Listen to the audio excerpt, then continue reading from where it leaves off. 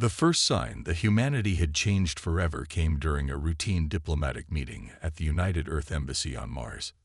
Sarah Chen, Earth's senior diplomat, was in the middle of negotiations with the Zircarian trade delegation when it happened. The alien representatives' crystalline bodies suddenly began to resonate with an otherworldly hum, their typically iridescent surfaces clouding over with anxiety. Sarah felt it too, a strange pressure building behind her eyes, accompanied by whispers that seemed to come from everywhere and nowhere at once. The conference room's smart glass windows shattered without warning, and the data pads on the table began to float, suspended in midair by an invisible force.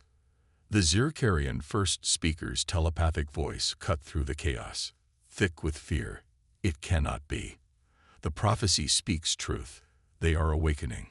Before Sarah could respond, her vision blurred, and she collapsed. As consciousness faded, she caught fragmentary glimpses of thoughts and emotions that weren't her own. The terror of the Zircarians, the confusion of her human security detail, and something else, a vast, ancient presence stirring in the depths of space. She awoke 3 days later in the Olympus Mons Medical Center. Dr. James Harrison, the facility's chief neurologist, stood at her bedside reviewing readings that made absolutely no sense. Sarah's neural patterns had completely transformed, showing activity in regions of the brain that had previously been dormant. "You're not the only one," Harrison explained, his voice tight with barely contained excitement. "In the past 72 hours, we've recorded similar changes in roughly 1% of the human population. Whatever happened in that meeting room seems to have triggered something that was already present in our DNA, waiting to be activated."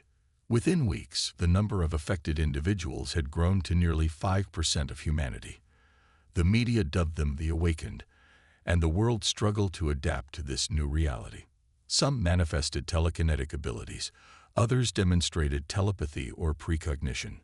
A few, like Sarah, showed signs of multiple capabilities. The United Earth government moved quickly to establish the Psionic Research Institute, converting an abandoned research facility in the Antarctic into a sanctuary and training ground for the newly empowered. Dr. Harrison was appointed as its director, with Sarah serving as the liaison between the institute and the government. But as humanity grappled with its evolving potential, signals from deep space indicated that the galaxy had taken notice. The quantum comm networks buzzed with encrypted transmissions between alien civilizations. Some spoke of prophecy's importance, others of ancient warnings about the emergence of new minds. In her quarters at the institute, Sarah stood before a window overlooking the frozen landscape, watching as a group of students practiced controlling their abilities. A young girl lifted massive blocks of ice with nothing but thought, while nearby, 2 teenagers carried on a silent conversation through telepathy.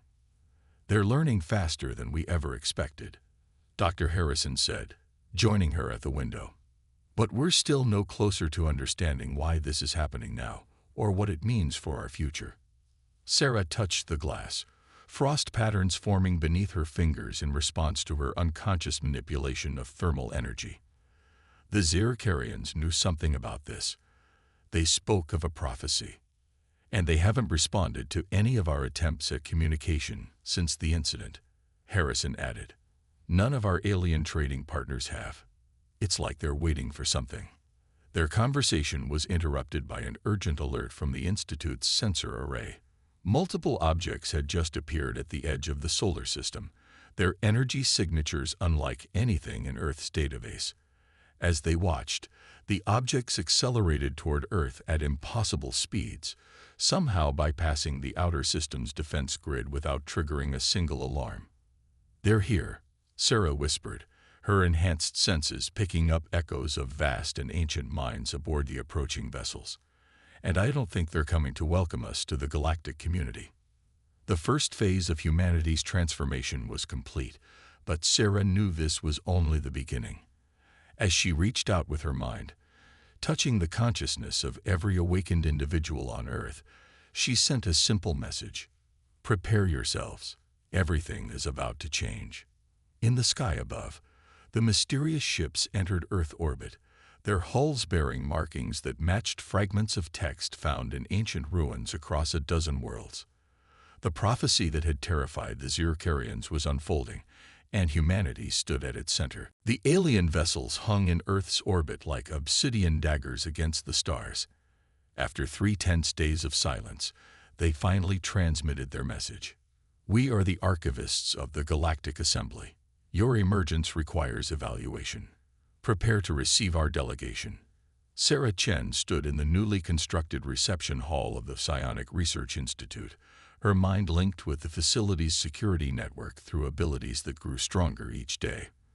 Beside her, Dr. Harrison nervously adjusted his formal attire, his thoughts broadcasting anxiety despite his attempts to maintain composure.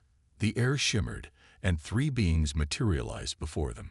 Their bodies seemed to shift between solid and ethereal states, wrapped in robes that rippled with patterns that hurt the human eye to observe. The central figure stepped forward, its voice bypassing their ears to resonate directly in their minds. We have watched your kind since you first kindled fire, the archivist said, but none foresaw how quickly you would progress once the gift manifested. Before Sarah could respond, the archivist raised a crystalline device. The air filled with holographic displays showing humanity's history, but not as they knew it. They saw ancient humans exhibiting flickers of psionic potential, followed by subtle interventions by unseen forces to suppress these abilities. The suppression was necessary, the second archivist explained, sensing their growing anger. The last species that awakened too quickly shattered their own planet in an uncontrolled psionic cascade. Dr. Harrison stepped forward, his scientific curiosity overriding his caution. But why now? What changed? The third archivist's form darkened, its thoughts tinged with what Sarah recognized as fear. Something stirs in the dark between galaxies. The old barriers weaken. All across the cosmos, suppressed species are awakening. You are merely the first to do so with such dramatic results. The implication struck Sarah like a physical blow. Humanity wasn't alone in this transformation. But before she could probe deeper, her enhanced senses detected a disturbance in the local space-time fabric. The archivists sensed it too, their forms becoming more solid as they assumed defensive postures. Reality tore open behind them, and through the breach stepped beings of living shadow. The assembly's lapdogs, still playing at being gods, the shadows hissed in unison. These humans are ours by right of the ancient compact. The archivists moved with blinding speed, erecting psionic barriers as the shadow beings launched their attack. But they hadn't accounted for humanity's defenders.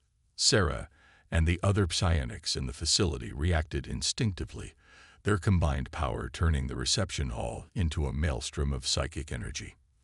The shadow beings reeled, clearly unprepared for the strength of human resistance. Impossible, one shrieked. The suppression protocols are no longer relevant, Sarah finished, her voice carrying the combined will of every human psychic linked to her network. The shadow beings wavered, then fled back through their portal, which collapsed behind them. In the aftermath, the archivists regarded the humans with new respect.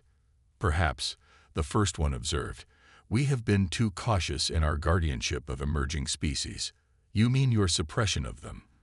Dr. Harrison corrected, his tone sharp. The Assembly's methods are imperfect, the second archivist acknowledged. But the threat we sought to prevent is very real. What you just encountered were the Void Hunters, one of many factions that would enslave or destroy emerging psionic species. Then help us defend ourselves, Sarah proposed. Share your knowledge, your true history of the galaxy. Let us face these threats as equals. The archivists conferred silently before responding. We will do more than that. We propose humanity's immediate admission to the Galactic Assembly, not as a protected species, but as full members with access to all our records and resources, including the truth about these other awakening species, Sarah pressed. Especially that, the third archivist confirmed, because we suspect you humans will ignore our warnings and attempt to contact them anyway. Better you do so with complete information. As the implications of this offer sank in, Sarah felt a tremor of excitement run through the psychic network, linking Earth's awakened population. Humanity had just been handed the keys to unimaginable knowledge and power. But with that gift came the certainty of conflict with forces that had manipulated species development for eons. The game board was set, and humanity had just become a major player whether they were ready or not.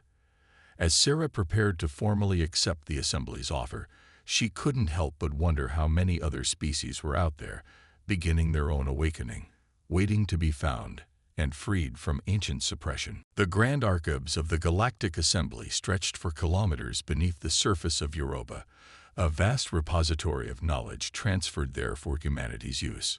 Sarah Chen walked its crystalline corridors alongside Ambassador Kexhall of the Meridian Collective, their footsteps echoing in the ancient halls. "Your people were right to reject the Assembly's traditional approach," Kexhall said, their bioluminescent patterns shifting with excitement. "The Meridians have watched for centuries, waiting for a species bold enough to challenge the old order." Before Sarah could respond, an alert pulsed through her neural link. Dr. Harrison's voice filled her mind. "We've found something. Level 7, Section Theta. You need to see this." They found Harrison in a sealed chamber, surrounded by holographic displays showing genetic data from dozens of species. His eyes were wide with discovery. The suppression protocols weren't just psychological or technological. They were written into our DNA, into every species' DNA. But look at this. The displays shifted, showing human genetic sequences alongside those of other races. "Our recent awakening didn't just activate our psionic potential," Harrison explained. "It broke a genetic lock that's been in place for millions of years. And now, the effect is cascading to other species," Sarah finished, understanding dawning. "That's why the Void Hunters attacked. They knew this would happen."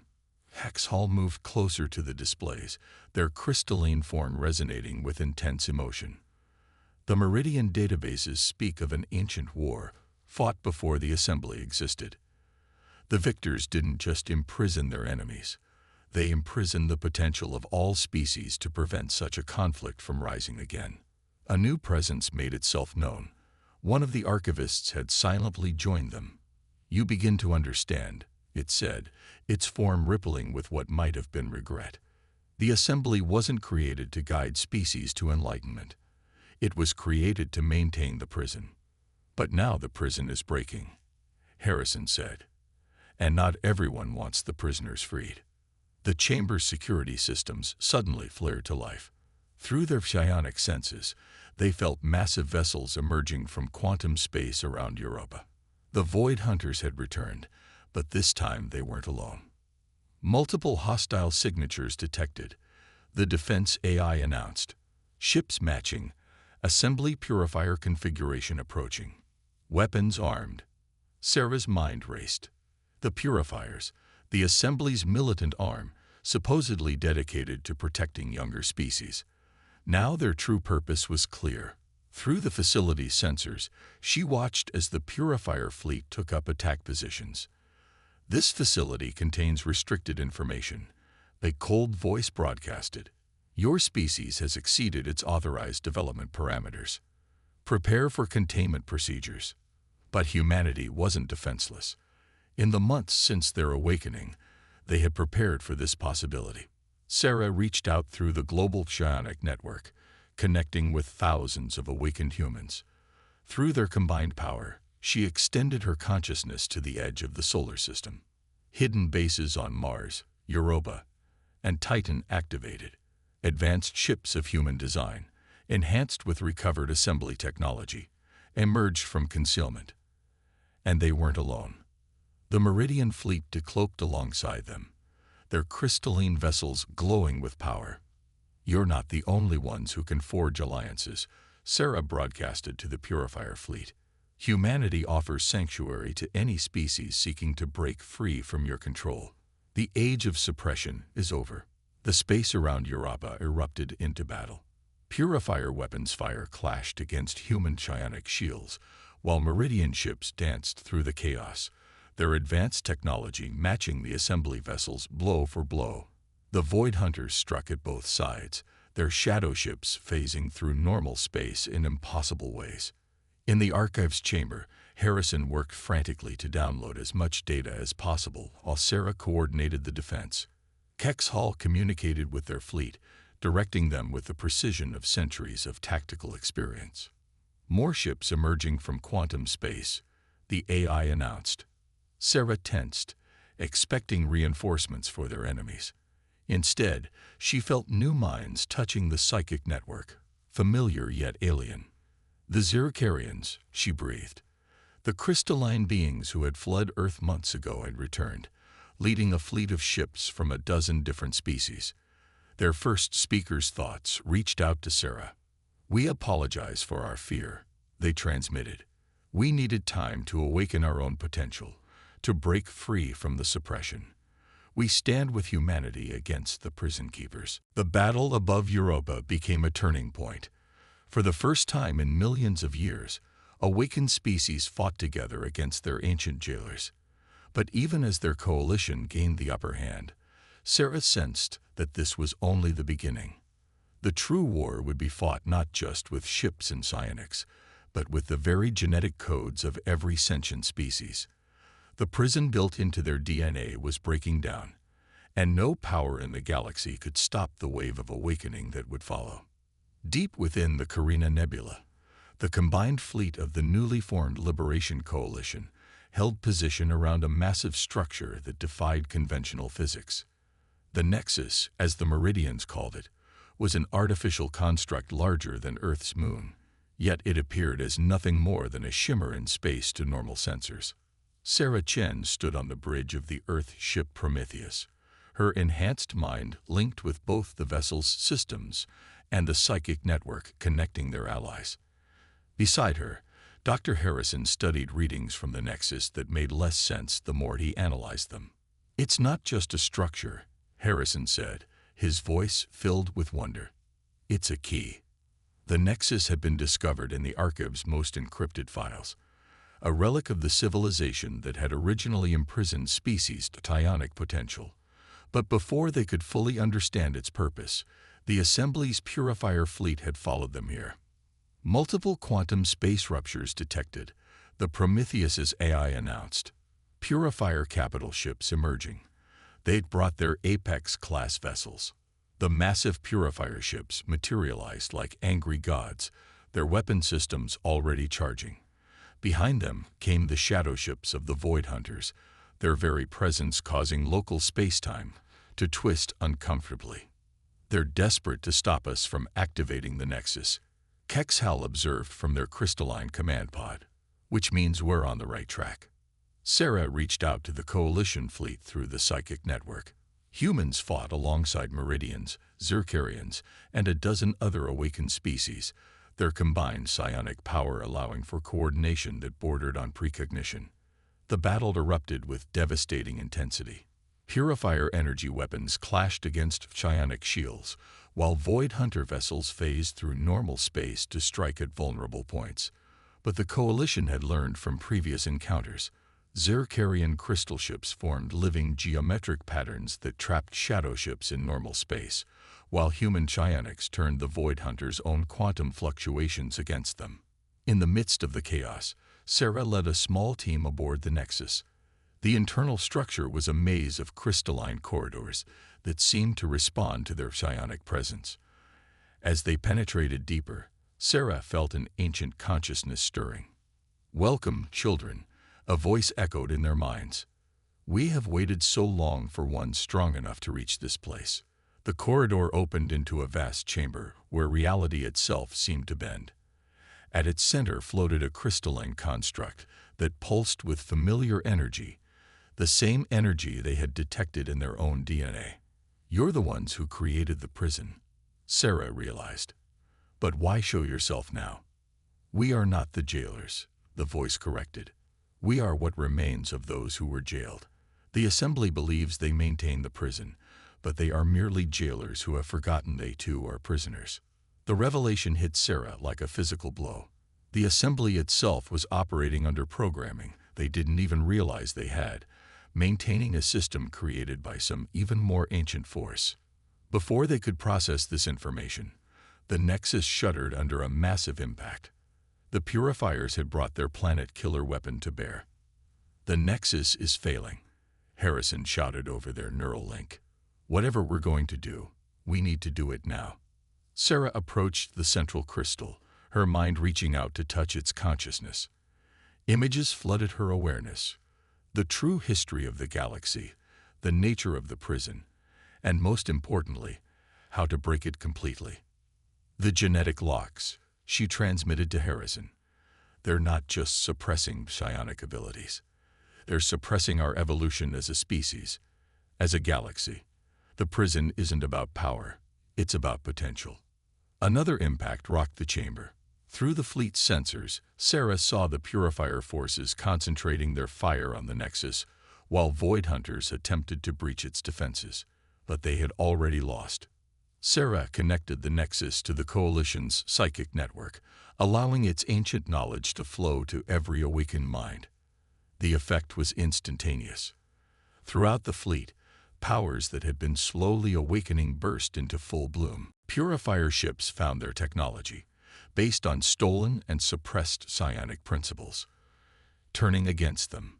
Void Hunters screamed in anger as their quantum manipulation abilities were matched and exceeded by the newly empowered Coalition forces. But victory came with a price. The Nexus' physical structure began to collapse, its purpose fulfilled. As Sarah and her team raced back to their ship, she felt the ancient consciousness fade. The prison was never meant to be permanent. It transmitted one final time, only to protect until you were ready. Now, at last, you are ready. As the Nexus collapsed into quantum space, its energy spread out across the galaxy in a wave of pure potential. The genetic locks woven into countless species began to dissolve. The real transformation was about to begin. Yet even in victory, Sarah sensed a deeper truth. Something had spooked the ancient builders badly enough to imprison the psionic potential of an entire galaxy, and somewhere out in the darkness between the stars, that something might still be waiting. 3 months after the Nexus event, Sarah Chen stood in the ruins of the Assembly's Grand Council chamber on their capital world. The once pristine hall bore scars of recent battle, its quantum blast dome cracked but still standing. Through it, she could see ships from hundreds of species moving in complex patterns, their crews working to stabilize the massive psionic disturbances rippling through space. The wave of awakening had changed everything. Species that had been locked in stasis for millions of years were evolving at an unprecedented rate. Some transformed physically, others transcended their original forms entirely.